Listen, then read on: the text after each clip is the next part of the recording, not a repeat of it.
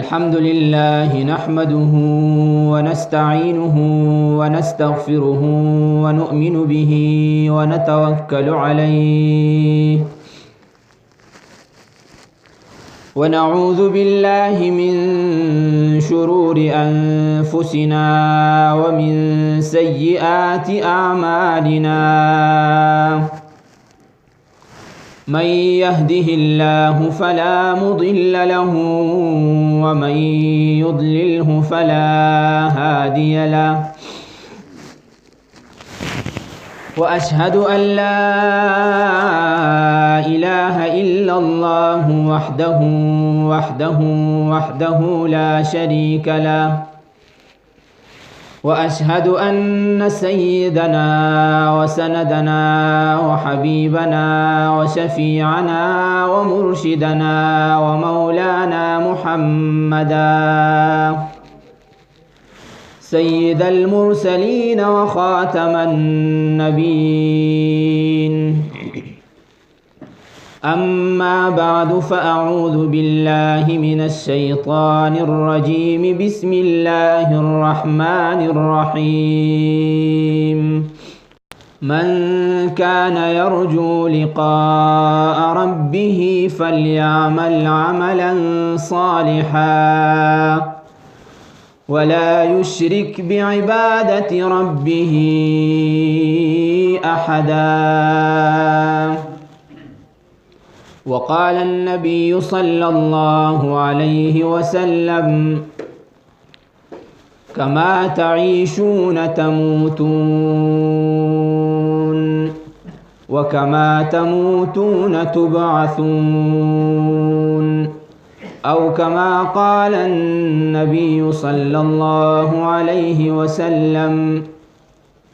مولاي صل وسلم دائما أبدا على حبيبك خير الخلق كلهم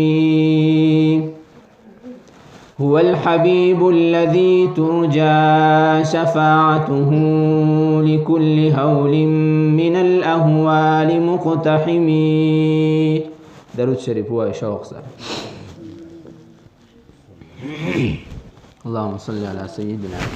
ومولانا محمد وعلى آل سيدنا ومولانا محمد وبارك وسلم عليه. زما قابل احترام معزز مسلمانان ورونو، د مسلمان د پاره دا ډیره د خوش قسمتۍ خبره ده چې الله جل جلاله د دې مسلمان د پاره د دې مؤمن د پاره د زندګۍ د تیرولو یو قانون او یو ضابطه حیات را لېږلی دی. هغې ته قرآن مجید ویلی شي او د دې مثال داسې دی لکه څوک په ځمکه باندې یو کرخه راکاږي او تر لرې ځای پورې هغه کرخه داسې وي او بیا یو کس ته ووایي چې په دې کرخه باندې ځه کوم ځای پورې چې دا کرخه تلې ده دا ستا اخري مقام دی چې کله ته په دې کرخه باندې لاړې نو ته کامیابي او که د دې کرخې نه یو طرف ته بل طرف ته لاړې نو دا لاره بیا جدا شوې ده، بیا به ورک شي.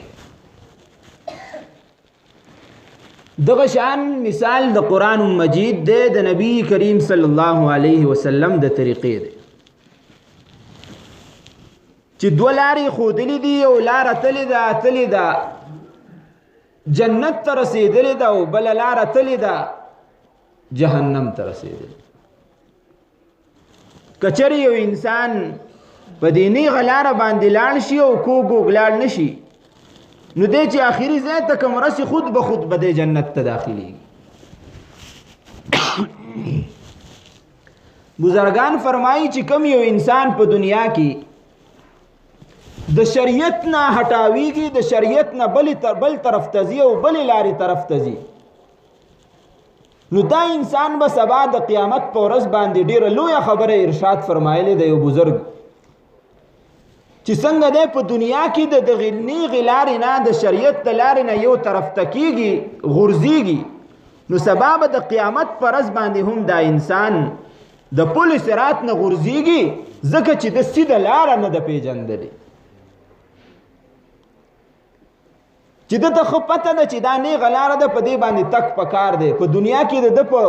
اختیار کې دي چې په دې لاره باندې لاړ شي د هغې باوجود دی د دې لارې نه هټاویږي دی تې خویږي نو وایي سبا هسې نه چې د قیامت په ورځ باندې دی د پل صراط نه هم وخویږي او ښکته غوځار شي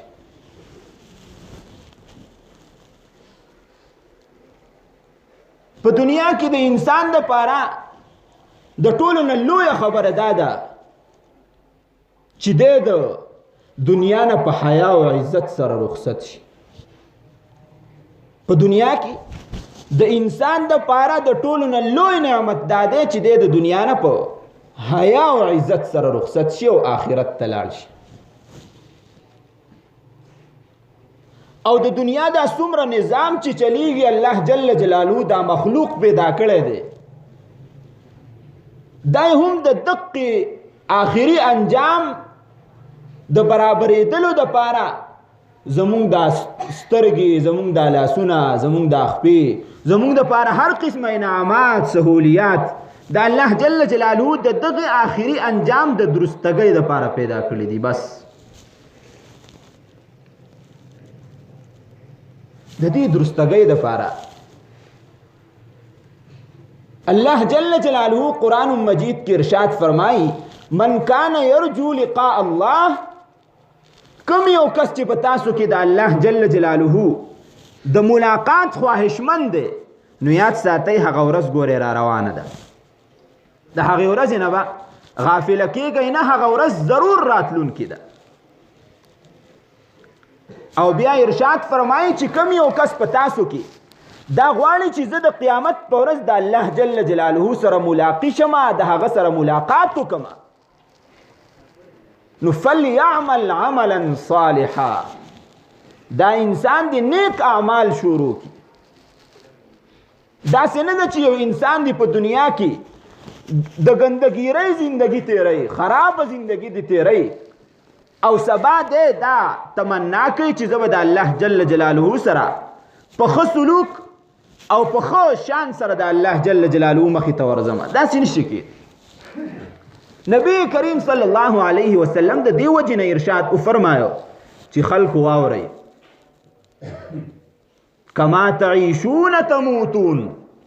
ای خلکو په دنیا کې چې څنګه زندگی تیروئ هم دقه شان به تاسو ته مرګ راځي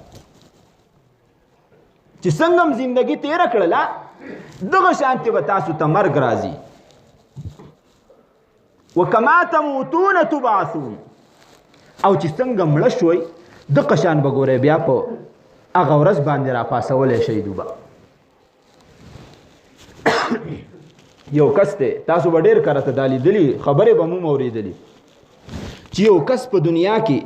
د څه سره سروکار ساتي د څه سره یې ډېره واسطی د زنکدن په وخت کې هم دا هغه حالت که یو سړی په ګاډۍ باندې مزدوري کوي او د خپل ایمان حفاظت نه کوي او څه خرڅوي ذکر ته توجه نه خپل اعمالو ته نیکو ته توجه نه بلکې یو آواز لګوي چې هر مال 10 روپۍ هر مال 10 روپۍ په 15 روپۍ نو داسې ډېر کرته شوي دي چې کله هغه سړی مړ کېږي نو خلک ورته وایي د الله بنده کلمه ووایه تلقین د کلمې ورته کوي لا اله الا الله ووایه او هغه سړی هغه آواز لګوي چې هر مال 10 روپۍ هر مال 10 روپۍ تر دې چې دنیا نه رخصت شي تاسو به ډېر کتلي اورېدلي به مي چې داسې خلک ومي چې په شراب خانو کې په غلطو ځایونو کې خپل عمر ضایع کړي چې کله د وفات وخت راشي نو فرمایي چې د دغه شان کس د وفات کله وخت راغی نو خلکو ورته تلقین کاو چې لا اله الا الله محمد رسول الله وایي چې د دنیا نه په ایمان سره رخصت شي هغه به دغه آواز لګاو چې تو بی پی اور مجھے بھی پلا تم شراب اسکاو ما تم را اسکاو او په دې کې چې کم دی د دنیا نه رخصت شي اوس رونو زمونږه آخري انجام به څنګه برابرېږي د دې لپاره علماء کرامو یو څو خبرې ذکر کړې دي چې کله یو انسان په یو څو خبرو باندې عمل وکړي الله جل جلاله داغه آخري انجام درست کوي په خیر سره خاتمه کوي اولنې سیس په هغه کې دا دی چې انسان د خپل نظر حفاظت وکړي د خپل نظر حفاظت وکړي دا انسان حدیث مبارک کې راځي نبی کریم صلی الله علیه وسلم ارشاد فرمایي النظر سهم من سهام الشیطان مسموم دا نظر بد نظر چاته کول د چا زنانه ته کتل یو غیر شرعي کار کیږي هغه ته ګوري د لذت په تور د هغه د روکتام د پاره ته خپل جدوجہد نه کې نو نبی کریم صلی الله علیه وسلم ارشاد فرمایي دغه نظر د شیطان د زهريلا نظرونو نه یو نظر دی النظر سهم من سهام الشیطان مسموم خو چې کله یو انسان په ځان باندې کنټرول وساتي او خپل د نظر حفاظت وکړي په خزه کې نظر استعمال کی د خپل سترګو حفاظت وکي کنه جوان وي او که بوډا وي که د هر شعبې سره تعلق ساتون کې سړی وي که نارینه او که زنانه نو نبی کریم صلی الله علیه وسلم ارشاد فرمایي چې کوم یو کس په بد ځای کې د نظر کولو نه خپل ځان وساته الله جل جلاله ارشاد فرمایي مخافتی صرف اور صرف زما د یری د وجنا نو دې سړی ته با خپل ایمان ور داخل کما د زړه ته با خپل ایمان ور داخل کما او چې کله ور خپل ایمان ور داخل کما په خپل ذات باندې توکل د نبی کریم صلی الله علیه وسلم مینا او محبت د زړه ته ور داخل شي نو بیا به د ایمان حلاوت موندي د ایمان حلاوت مطلب دا دی چې هر یو عمل کوي دته په هغه کې خوند او مزه ملاويږي نیک اعمال اوس به یو انسان ته څنګه پته لګي یاره چې زما د ایمان حلاوت او انجایمنت چې کوم وي هغه خوږواله هغه ماته ملاويږي دته به څنګه پته لګي چې کله دې خپل اعمال ته سوچ وکینو یو سوزینه بده تراشی مخه الحلاوه فی العبادات چې کله دې مونږ کوي کله دې روزه نیسي کله دې صدقه ور کوي کله د چا سره خیر ګړه کوي نو دته پکې خوان ملاوي دا سړی دی په هشي چې زما ایمان مضبوط دویم علامت څه ده ایثارها علی الشهوات چې کله دا یو عمل داسې ولید د زړه کې تمنا خواهش پیدا شو چې زه هم ورشم دا کار وکړم او د په دغه خپل خواهشاتو باندې خپکه خودله د نبی کریم صلی الله علیه وسلم طریقې ته ترجیح ورکړله د دې په هشي چې زما ایمان کامل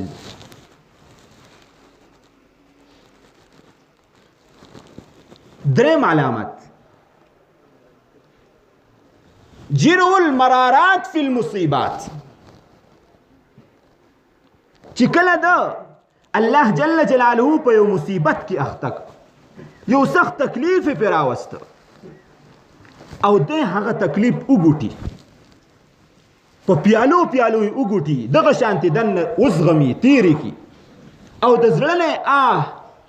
یا د غم سره الفاظ را ونوزي د نا امیدۍ اظهار ونکي دا انسان دی په هشي چې زما ایمان کامل چې کله دا صفات انسان ته حاصل شي د دې پوهیږي چې زما ایمان کامل دی او کچری دا صفات نه حاصلېږي نو بیا د ایمان کمال ته نه دی رسیدلی نو خبره مې تاسو ته دا عرض کوله چې کله یو انسان د خپل سترګو حفاظت وکي نو الله جل جلاله د خاتمه بالخير کوي په آخري وخت کې د الله جل جلاله کلمه نصیب کوي تر دې پورې چې ګوره مونږه د دې نظر دا نظر نه دی دا ډېر غیرتي سیز دی نظر ډېر غیرتي سیز دی څنګه غیرتي سیز دی په دې کې غیرت دی په دې نظر کې غیرت پکې داسې دی چې یو مثال سره به تاسو چې کوم دی نو هغې طرف ته اشاره کو لکه مثلا یوه زنانه ده د هغې خاوند دی نو دغه زنانه د دې سړي سره په وچه باندې گزاره کوي په سړه باندې گزاره کوي که کور کې څه نه نو هم گزاره کوي په مصیبتونو کې ورسره هم گزاره کوي هر قسمه حالات کې نو د خپله ښځه د خپل خاوند سره گزاره کولی شي خو که چېرې دا خاوند د دې ښځې سره او دا خاوند پردی ښځې ته وګوري نو فورا ورته دا ښځه وایي چې دا چل به نه کړي هر څه ستاسو برداشت کولی شم خو پردی زنانه ته زما په موجودګۍ کې نظر کول دا ستا سره نشم برداشت کولی دا ولې په دې نظر کې غیرت دی دا نظر بل څه برداشت کوي نه اوس تاسو په خپله سوچ وکړئ چې یو انسان چې الله جل جلاله د هغه سره محبت کوي د انسانانو سره او بیا خاص کر د مسلمانانو سره الله جل جلاله ډېر لوی محبت کوي الله جل جلاله وایي صرف ما ته به ګوري او دا انسان د الله جل جلاله ذات پرېږدي په هغه توکل پرېږدي او بل طرف ته نظر شروع کړي نو اوس تاسو په خپله اندازه ولګوئ چې یو انسان زنانه د سړي نه په دغې نظر باندې خفه کېږي نو دا الله جل جلاله به نه خفه کېږي خفه کېږي به ضرور به خفه کېږي د دې وجې نه علماو وفرمایل چې کله یو انسان د خپلو سترګو حفاظت شروع کړ د دې انسان خاتمه به بالخیر وي او چې کله حفاظت شروع کړ دته به حلاوت د ایمان نصیب شي په هر یو عبادت کې به دته لذت خوند ملاوي او مولا علی قاری رحمه الله مرقات کې لیکي چې کله د یو انسان زړه ته حلاوت د ایمان داخل شي لم تخرج منه ابدا کله چې د یو انسان زړه ته حلاوت او مزه خوږوالی د ایمان ورننوځي نو لم تخرج منه ابدا دغه حلاوت د زړه نه بالکل نه وځي همیشه دپاره بس دی داسې شو لکه تر آخره پورې چې کوم دی نو د ایمان کامل شو او ایمان یې تیر کړ یو علامت دا شو دویم علامت چې انسان ته په آخري عمر کې فایده ورکوي کلمه ورته نصیب کیږي هغه د مسواک استعمال دی چې کله یو انسان په پابندۍ سره مسواک کوي نو نبی کریم صلی الله علیه وسلم ارشاد فرمایي چې دی یو انسان ته به په آخري وخت کې چې کله د دنه روح پرواز کوي په دغه وخت کې به ورته کلمه نصیب کیږي علامه شامی رحمه الله خپل کتاب کې لیکلي دي فتاوی شامی چې من اعظم فوائده د اوچتو فوائدو د مسواک نه دا ده چې انسان ته په آخري وخت کې کلمه نصیب شي او ډیره په آسانۍ سره یو حدیث مبارک کې راځي نبی کریم صلی الله علیه وسلم ارشاد فرمایي چې کوم یو انسان په دنیا کې مسواک استعمالي او په آخري عمر کې د روح پرواز کوي د دنه روح وزي نو شیطان هر چاله په دغه وخت کې راځي او خزور لګي چې دغه شان د دنیا نه تیر کما نو په دغه وخت کې وای جبرئیل امین راځي د خواته ولاړی او شیطان وته نه پریدي شړي چې تلریش نو تاسو وګورئ څومره آسان عمل دی مسواک کول په دې سره انسان ته کلمه نصیب کیږي په آخري عمر کې نو دا دوه سیزونه شو دریم سیز په شکر ادا کولو سره انسان خاتمه بالخیر جوړیږي چې کله یو انسان شکر ادا کوي نو د انسان په آخري وخت کې کلمه نصیب کیږي د دې وجه نه قرآن مجید کې الله جل جلاله ارشاد فرمایي لئن شکرتم لازیدنکم کچری تاسو شکر ادا کړئ زه بیرته زیات کوم زیات به کوم او زیات به کوم یو بزرگ متعلق راځي هغه وایي یو ورځ ناسته نو سوچ کوي چې الله جل جلاله تا خو به ما باندې ډیر زیات نعمتونه کړي دي، ډیر زیات نعمتونه به خدای پاک کړي،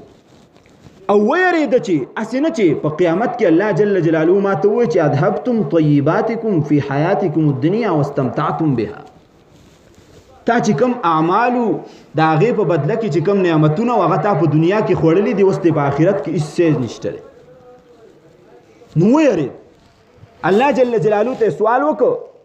خو په نعمت باندې به انتهایی شکر ادا کاو. الله ته سوال وکړو چې الله جل جلاله نور نعمتونه په ما باندې مه کوه او بس دومره نعمتونه پوره دي. الله جل جلاله په القا وکړله، یو هاتفي आवाज ورته وشو د اسمان نه چې بنده چې کم یو انسان زما د یو شکر نعمت د هغې د نعمت شکر ادا کوي، نو یاد ساته هغه سړی که ما ته بار بار ووایي چې ماله مه راکوه، نو زما په قرآن کې دا وعده ده چې هغه سړي له به زه ورکوم ورکوم. که ته ما ته هر څومره ووایې چې ما ته نعمتونه مه راکوه، خو زما د قرآني وعده چې لئن شکرتم لازیدنکم، که چېرې شکر م ادا کاو زه برته زیاتومه، هغه وعده زه خپله نه خرابومه بلکې په هغې باندې به قایم م، تا ته به م دقه شانتې در کوم. اوس په دې اعمالو چې کله مونږه شکر ادا کوو نو د ټولو نه لوی نعمت څه دی په انسان باندې، په مسلمان باندې د ټولو نه لوی نعمت ایمان دی چې الله جل جلاله دته ایمان ورکړی دی. نو چې کله مونږ په دې باندې شکر ادا کوو چې الله جل جلاله ډېر کافران ګرځي، ډېر لامذهبه خلک ګرځي، غیر مسلمه خلک ګرځي، هغوی ته ایمان نه دی نصیب شوی، ولې ما ته را نصیب شوی دی، په دې باندې زه شکر ادا کوم، انتهایی شکر ادا کی. نو دا یو انسان الله جل جلاله د ده په ایمان کې مضبوطیا پیدا کوي، د ده ایمان قوي کوي، کمال ته د ایمان ورسي. او د دې شکر د ادا کولو دپاره نبی کریم صلی الله علیه وسلم ډېر ښه شکریه الفاظ مونږ ته ښودلي دي. هغه دا چې کله تاسو شکر ادا کوئ نو داسې وایئ رضیت بالله ربا وبالاسلام دینا وبمحمد صلى الله عليه وسلم نبيا ورسولا. چې الله جل جلاله زستا پر ربوبیت باندې راضی یم چې ته زما رب په دې باندې زه راضی یم، او په دې باندې راضی یم چې اسلام زما دین دی، او په دې باندې هم راضی یم چې تا کوم پیغمبر لوی هستی ما ته رالیږلې ده هغه زما رسول او پیغمبر دی. چې کله یو انسان دا جامع کلمات سحر او ماښام وایي نو د د ایمان شکریه ادا کیږي. دا درې څیزونه شو. څلورم څیز چې کله انسان هغه اختیار کی نو دی انسان ته په آخري عمر کې کلمه نصیب کیږي. هغه دا دی چې د صرف او صرف ګناه د الله جل جلاله د یری د وجې نه پرېږدي، د ګناه د الله تعالی د یری د وجې نه پرېږدي. یو کار دی د ګناه دته کول ډېر آسان دي، خو صرف د دې خبرې نه ویریږي چې یاره سبا به د الله جل جلاله مخې ته پیشي، هسې نه چې د الله جل جلاله مخې ته شرمنده شمه دی د هغې ګناه نه شاته شي.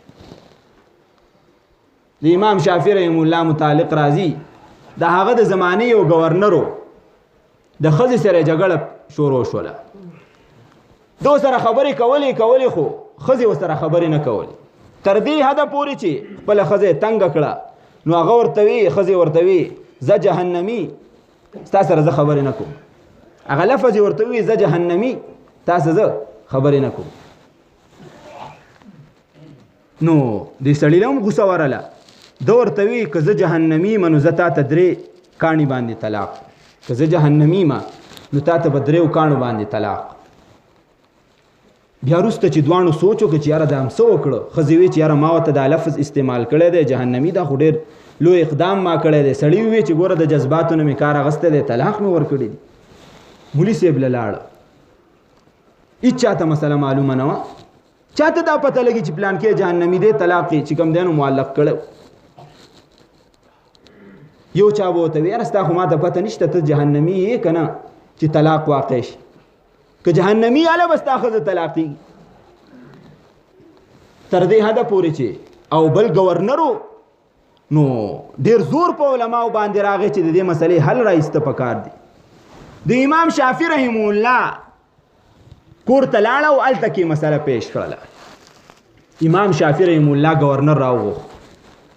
وی راشه یو جدا کمرې ته نه باسه وی په دې باندې مې پوهه کا چې چرته دی په دنیا کې داسې یو کار کړی دی چې هغه خالص د الله تعالی د رضا دپاره هغه سوچ کاو گورنر کاو چې کله سوچ وکړ نو آو یو ورځ مې د الله تعالی د رضا دپاره یو کار کړی دی او د الله تعالی د یری د وجې نه مې یو ګناه پرېښودې ده وی هغه څه ګناه وه ګناه دا وه چې زه کله دربار ته ننوتم نو هلته کې یوه خادمه وه جوانه جینۍ وه هغه زما کمرې ته راله صفایي وکړله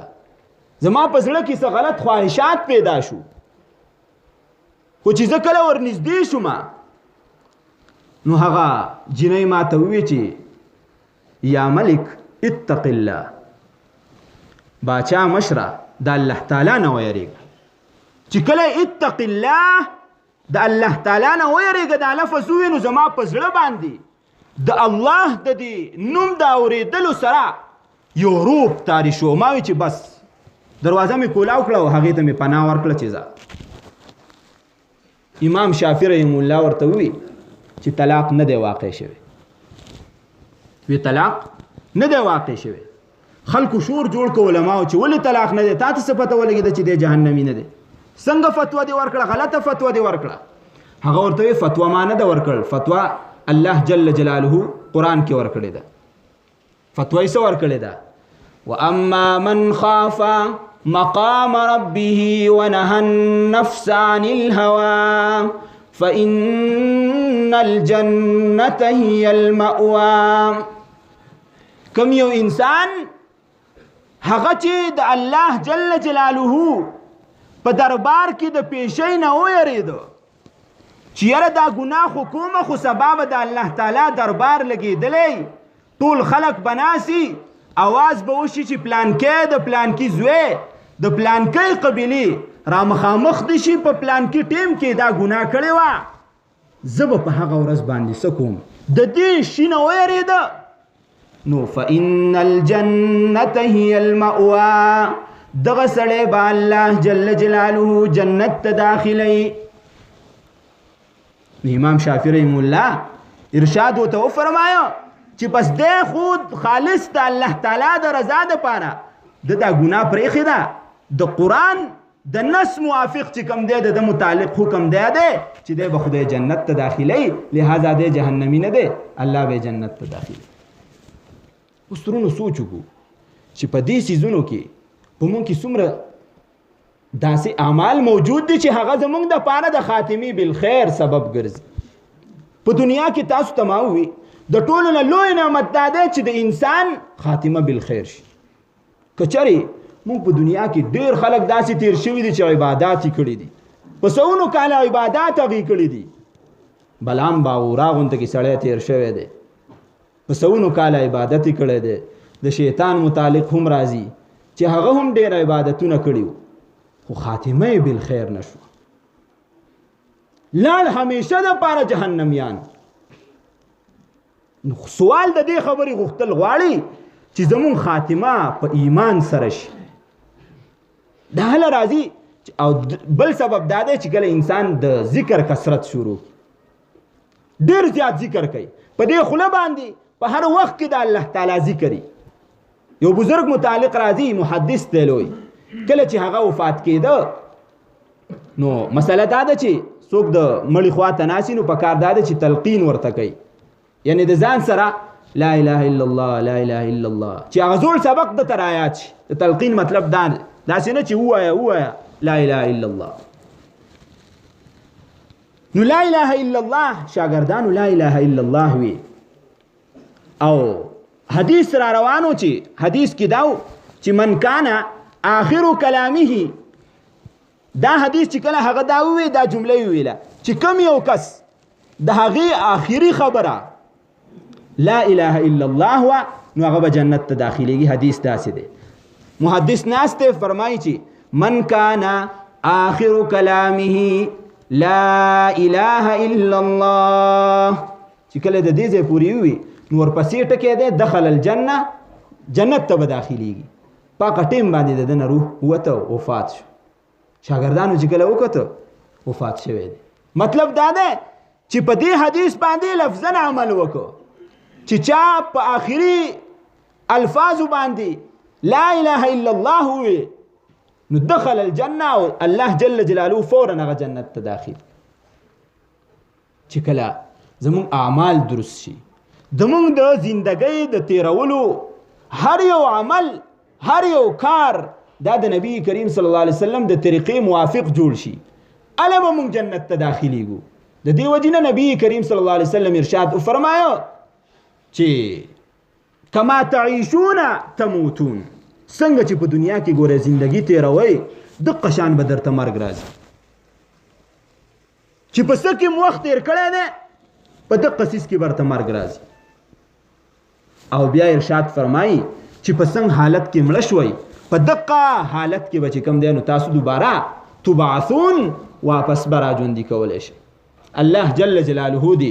زمون خاتمه په خیر سره وګرځي او الله جل جلاله دی زمونږه په دنیا کې د نبی کریم صلی الله علیه وسلم په هر یو طریقه باندې عمل پیراهی نصیب کی. واخر دعوانا ان الحمد لله رب العالمین.